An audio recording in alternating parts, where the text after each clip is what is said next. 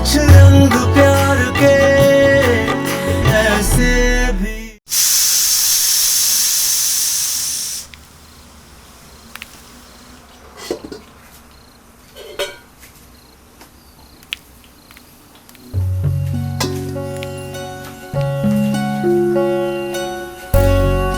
फिर से खाने के समय से पहले खाने का मन कर रहा है? मन तो तुझे ऐसे काम करते देखकर ही भर गया ईश्वरी। अब जब तू खिलाएगी तो खा लूंगा।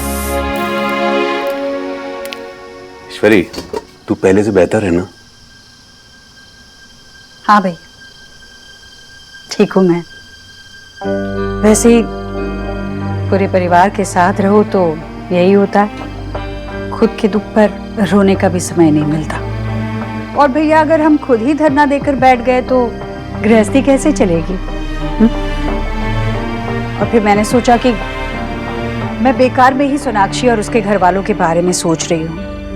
वो लोग चाहे कुछ भी कहें, भले मेरा कोई कसूर ना हो, पर अगर कसूर होता तब भी ठीक ही था। अगर बच्चे अपने पसंद की जीवन साथी चुनते हैं तो क्या माँ को इतना भी अधिकार नहीं कि अपनी पसंद नापसंद जताए? बिल्कुल ठीक कहा तूने। हाँ भाई तू ऐसे ही अच्छी लगती है मेरी कचौरी। हाँ भैया। Sorry sorry. भैया मेरा बहुत मन कर रहा है कि कल वो अजमेरी गेट वाला शिव मंदिर है ना, वहाँ एक बार मत्था टेक कर आऊं। लेकिन गाड़ी तो गैराज में है। तभी तो आपसे कह रही हूँ, आप ले चलिए ना। हाँ तो ठीक है ना, मुझे पेंशन के काम से पेंशन ऑफिस जाना है तो जाते जाते मैं तुझे छोड़ दूंगा। ओ लेकिन तू आएगी कैसे वापस? कुछ ना कुछ कर लूंगी ना भैया, आप उसकी चिंता मत कीजिए। आप बस छोड़ आइए। किसे छोड़ने की बात हो रही है? आजा बेटा आजा। देव, मैं सोच रहा हूँ कि तेरी माँ को अजमेरी गेट तक छोड़ दूं, लेकिन समस्या ये बेटा कि इसे लाएगा कौन? वो कल मैं वहाँ का शिव मंदिर है ना, वहाँ मत्था टेकने जाना चाहती हूँ। हाँ तो ठीक है ना, अरे जब तेरी पूजा हो जाए तो मुझे फोन कर देना, मैं आके तुझे पिक कर लूंगा। चल अब खाना लगा दे, भूख लग रही। देव? हाँ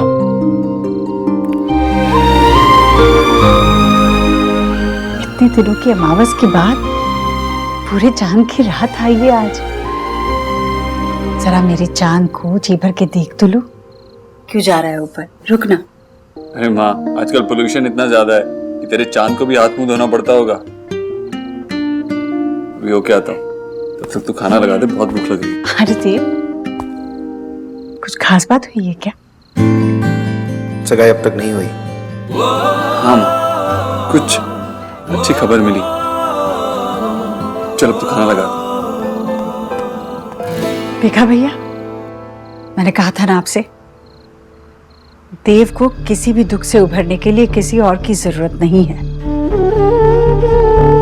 देखा कितना खुश लग रहा है, कैसे उसने मुझसे खाना मांगा। लौटाई ना उसकी मुस्कान।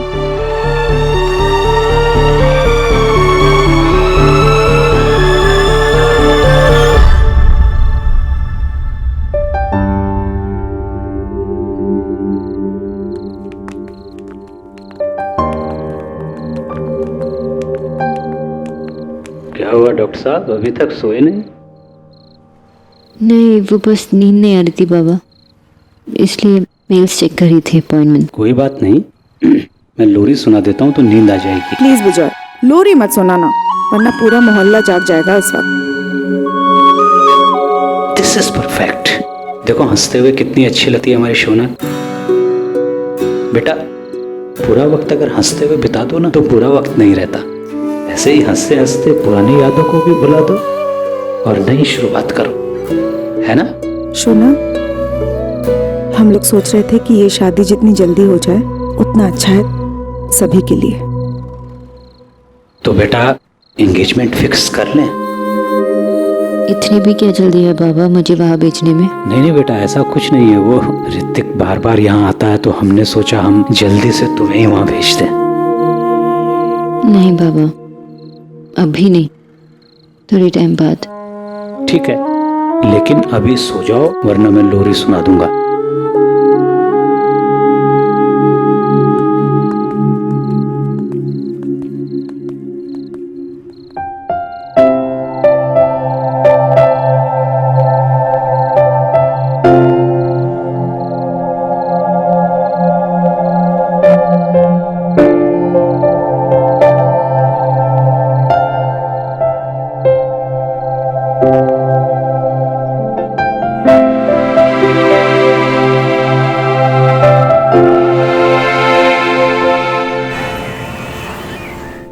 ऋतिक रिलैक्स, इतने सारे बैंक्स है, कहीं और ट्राई करो। पता है, मेरी एक 15 साल की पेशेंट थी, पतली होना चाहती थी, इसलिए खाना खाना बंद कर दिया। मेरे सजेशंस तक नहीं लेती थी, बात ही नहीं सुनती थी। पता है, एक दिन उसने डिसाइड कर लिया कि वो अभी डाइट फॉलो करेगी। पता है क्यों? क्योंकि जिसपे उसे एक रश था ना, उसे सोनाक्षी सिन्हा पसंद थी और इसलिए उसे वेट बढ़ाना था, तो खाना खाना शुरू कर दिया। ऋतिक, तुम्हें याद है तुमने मुझे एक लद्दाख वाली कहानी सुनाई थी, लंबी वाली? आई होप कहीं मुझे तुम्हारी कहानी तुम्हें ना सुनानी पड़े। पता नहीं सोनाक्षी, कुछ अजीब सा हो रहा है। I mean, आज दूसरी बार बैंक ने मेरी लोन की एप्लीकेशन को रिजेक्ट कर दिया है। मेरे सारे पेपर्स ऑर्डर में हैं और आज जो हुआ है वो तो कुछ अजीब ही था। I mean, क्या हुआ? तुम्हें पता है, मैंने तुम्हें उस जगह के बारे में बताया था, लक्ष्मी नगर वाली, मेरे क्लिनिक के लिए जो मैंने देख के रखी थी, जिसका मैंने एडवांस भी दे दिया था। जब मैं यहाँ पे आ रहा था, मुझे किसी का कॉल आया कि वो पूरी की पूरी बिल्डिंग किसी बड़ी कंपनी ने खरीद ली है। पर तुम तो कह रहे थे कि वो जगह तो 2 साल से खाली थी। एग्जैक्टली, 2 साल से खाली थी। फिर ऐसी जगह पे एक बड़ी सी कंपनी, एक ऐसी बिल्डिंग, वो भी उस एरिया में, क्यों खरीदेगी?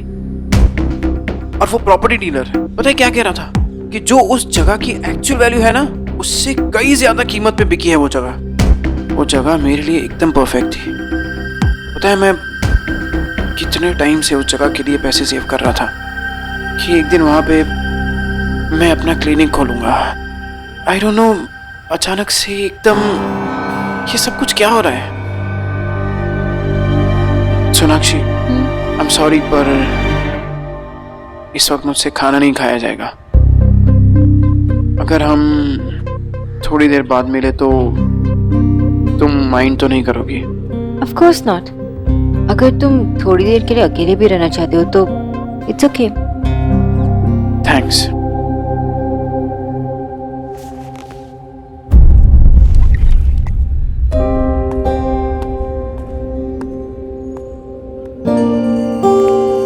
सब कुछ तो ठीक ही चल रहा था, ये अचानक से क्या हुआ?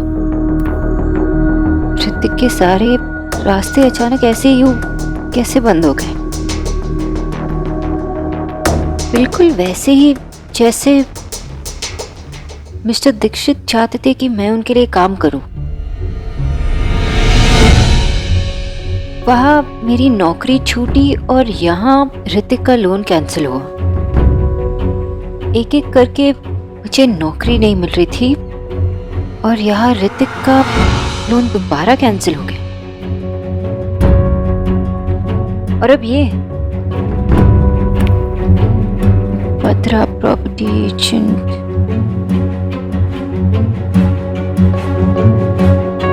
हेलो, भद्रा प्रॉपर्टी एजेंट। मिस्टर दीक्षित, मैं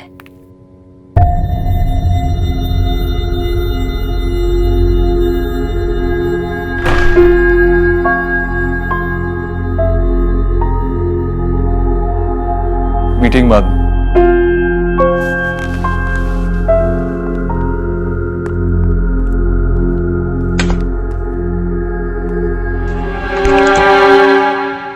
इतने महीनों में मैं आपको पहली बार पहचान पाई हूँ मिस्टर दीक्षित। मिस बोस, अपने आप को थोड़ा तो क्रेडिट दीजिए। बिना किसी को जाने आप किसी से प्यार कैसे कर सकती? या तो आपके लिए प्यार का मतलब ही अलग था, या तो आपने मुझसे कभी प्यार ही नहीं किया, वरना इतनी आसानी से मेरे फीलिंग्स के साथ नहीं खेलते। मुझे नहीं पता आप क्या कह रही हैं, लेकिन खेलने में यूजुअली मजा आता है। एंड ट्रस्ट मी, मुझे कोई मजा नहीं आ रहा। रियली? मुझे तो लगा कि आपको बहुत मजा आ रहा है। पहले किसी से कहो कि आप उससे प्यार करते हो, फिर उसे ढेर सारे सपने दिखाओ, फिर एक ही झटके में उस सारे सपने को तोड़ दो, फिर उसे कहो कि आपकी लाइफ में उनके लिए कोई जगह नहीं। जब वो खुद को संभालने की कोशिश कर रही हो, आगे बढ़ने की कोशिश कर रही हो, अपने लाइफ में किसी और के लिए जगह बनाने की कोशिश कर रहे हैं, तो आप उसके लाइफ में ढेर सारे प्रॉब्लम्स खड़ी करते हैं। मैंने ऐसा कुछ नहीं किया। रियली? आपने कुछ नहीं किया? तो ऋतिक का लोन आपके एजेंट ने ऐसे ही कैंसिल करवा दिया? या जहां ऋतिक अपना क्लिनिक बनाना चाहता था, वहां की पूरी बिल्डिंग ईश्वरी दीक्षित कम्युनिकेशन प्राइवेट लिमिटेड ने ऐसे ही खरीद ली? मिस्टर दीक्षित, ये मैं मान ली थी, लेकिन मुझे अच्छी तरह पता है, जब आप चाहते थे कि मैं आपकी माँ की पर्सनल न्यूट्रिशनिस्ट बनूं, तो आपने भी मेरे साथ यही किया। मेरे सारे रास्ते आपने बंद करवा दिए, और ऋतिक के साथ भी यही कर रहे हैं। आप चाहते हैं ना कि मैं यहाँ बार बार आकर आपसे अपनी लाइफ की भीख मांगती रहूं? यार तू भी सर को कुछ भी बोल दे यार प्लीज, हमें पहुंच जाऊंगी पक्का। हाँ ओके, बाय बाय बाय। माँ, भैया अभी तक क्यों नहीं आए? सब्र करना बेटा, आ जाएगा, ट्रैफिक पे रह गया होगा। बहुत टाइम हो गया। अरे ईश्वरी, तू अभी तक गई नहीं? मुझे लगा देव आ गया होगा। हाँ हाँ, उसी का इंतजार कर रही हूँ मैं, बस पहुँचता ही होगा। पूछ ले उसको, अगर उसको आने में देर है तो मैं छोड़ देती हूँ, मना कर दे देव को। नहीं नहीं, उसकी कोई जरूरत नहीं है, उसने एक बार कह दिया है ना वो आएगा, मतलब वो आएगा ही आएगा। ये तो पक्की बात है। श्रवण कुमार है तुम्हारा बेटा। अच्छा, उसके लिए कोई लड़की ढूंढी तुमने? बहुत अच्छी लड़की है मेरी नजर में, तू बोले तो बात चलाऊं? अभी नहीं, अभी थोड़ा समय है। आप मेरे लिए तो नहीं रुकी है ना? नहीं मतलब अगर आपको देर हो रही है तो आप जा सकती हैं, ये है मेरे साथ। अच्छा ठीक है, मिलते हैं। हाँ माँ, खड़े खड़े पैर दुख गए मेरे, मैं भैया को फोन कर रही हूँ। देख लगा कर। फोन ही नहीं उठा रहे भैया। फोन नहीं उठा रहा है? अरे अगर कहीं फंस गया होता तो कम से कम एक फोन कर लेना चाहिए था ना, ऐसे तो कभी करता नहीं है वो। देखा, अरे आ गया, देख पूछ कहाँ पर है। मेरी फ्रेंड का है माँ। हेलो, बोलिए ना, अब चुप क्यों है? बोलिए कि मैं तुम्हारी जिंदगी में इंटरफियर नहीं कर रहा हूँ, मुझे टॉर्चर करने के अलग अलग तरीके नहीं ढूंढ रहे हो, मुझे हमेशा खुश नहीं देखना चाहते। मैं मिस बोस, मैं तुम्हें खुश नहीं देखना चाहता। एग्जैक्टली, आपकी माँ मुझे आपके साथ खुश नहीं देखना चाहती थी, और आप मुझे किसी के साथ खुश नहीं देखना चाहते। मिस बोस, आप हद से ज्यादा आगे बढ़ रही हैं। It's doctor Bose for you. और क्या हुआ जब बात आई आपकी माँ की, तो आप बुरा मान गए? और आपने जो किया वो क्या? आप मेरे फैमिली को बार बार बीच में लाकर उन्हें परेशान करते रहे, उसका क्या? मैं आपको कैसे समझाऊं मिस्टर दीक्षित? मैं आगे बढ़ रही हूँ और आपका मेरे लाइफ पे कोई हक नहीं। झूठ बोल रही हो तुम, ओके? झूठ बोल रही हो तुम।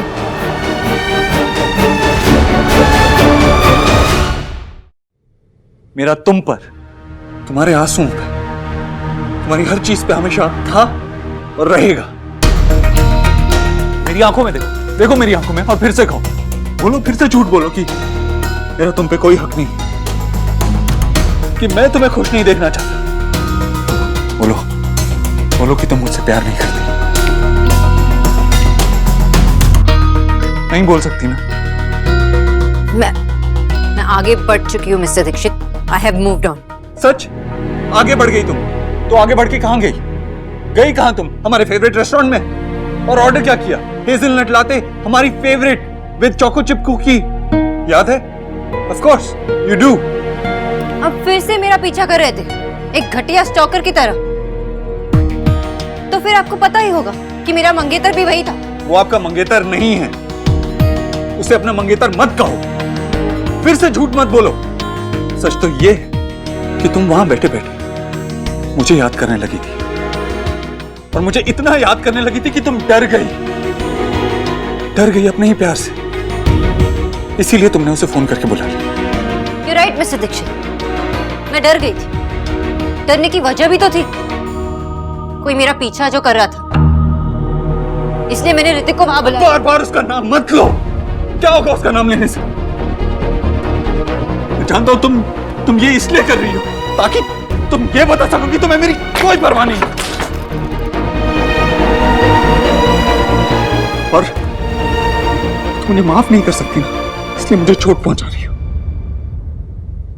किस तरह के आदमी हो आप?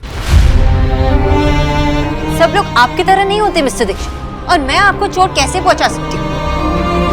आपने खुद डिसीजन लिया ना दूर होने का,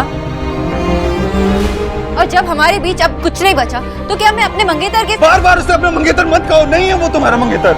नहीं है तो क्या हुआ, हो जाएगा। इसे आपको क्या, आप ये सब क्यों कर रहे हो? नहीं पता तुम्हें?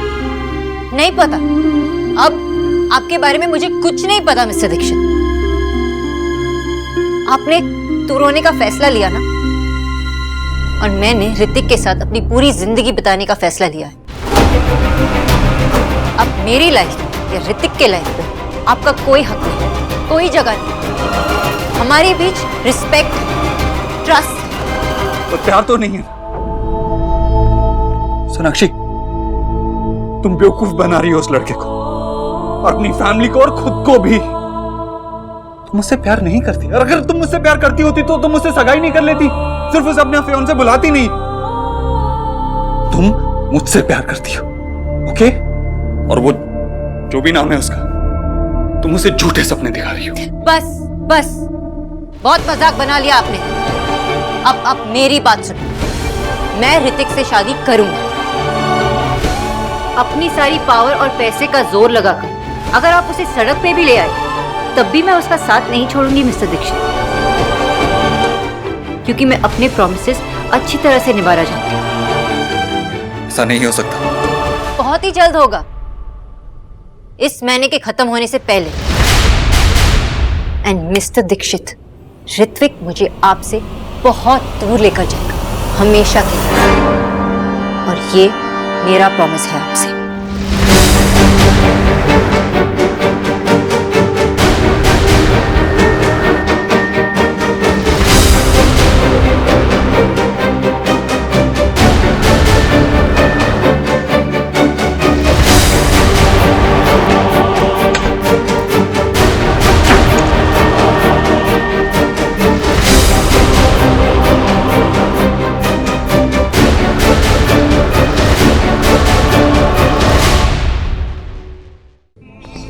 मैं ऋतिक से शादी करूंगी, अपनी सारी पावर और पैसे का जोर लगाकर। अगर आप उसे सड़क पे भी ले आए तब भी मैं उसका साथ नहीं छोड़ूंगी मिस्टर दीक्षित। ऋत्विक मुझे आपसे बहुत दूर लेकर जाएगा, हमेशा के लिए।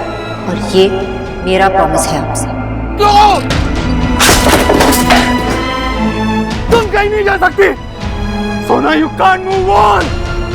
You love me, you love me Sonakshi. यहाँ पहुँचने में इतना समय तो नहीं लगता, और अगर कहीं फंस गया होता तो जरूर फोन कर ही देता। कहीं गाड़ी का कोई एक्सीडेंट। हे भगवान, मैं भी कैसी कैसी बातें सोच रही हूँ, कैसा दिमाग चल रहा है उल्टा। निकी, यहाँ फोन लगा क्या? हाँ मैं क्या हो गया आपको माँ? आप बैठ जाओ, आपके पैरों में दर्द हो रहा है ना, बैठो। नहीं ठीक हूँ मैं, तू फोन लगाती रहे ना। क्या देखूं मैं, इतने बार तो किया। आप पहले बैठ जाओ, उसके बाद में करती हूँ। पहले बैठो। मैं बैठती हूँ यहाँ पे, बस तू लगाती रहे जब तक फोन नहीं उठाता ना। हाँ मैं लगाती हूँ। नहीं उठा रहे माँ। ये फोन क्यों नहीं उठा रहा है? निकी, अब मुझे घबराहट हो रही है, ये लड़का फोन भी नहीं उठा रहा है। हाँ माँ, कुछ इम्पोर्टेंट काम ही होगा, वरना अब आपके लिए सारा काम और सारी मीटिंग्स छोड़ देते हैं ना, तो कुछ बड़ी बात ही होगी। आप ऐसे चिंता मत करो। हाँ। मैं टीना को भी फोन लगा कर देखती हूँ। Hello, yes ma'am. अरे टीना, देव कहाँ है? मैम एक्चुअली मैं अभी तक ऑफिस पहुंची नहीं हूँ, मैं होम टाउन गई हुई थी। मैम आप मुझे 5 मिनट दे दीजिए, मैं आपको बताती हूँ फिर। अच्छा, फोन करना जरूर। Okay ma'am. टीना भी ऑफिस में नहीं थी, अब पहुंचते ही फोन करेगी। तू देव को फोन लगाती रहे।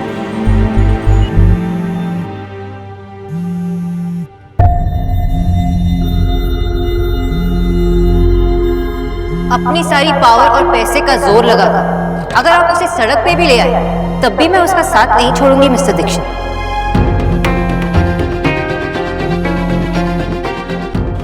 नहीं उठा अभी?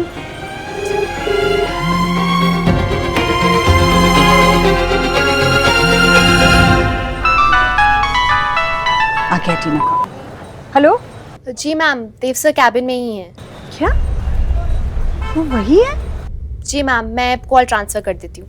नहीं मत करना, मैं बाद में बात कर लूँगी, काम में होगा। Okay ma'am.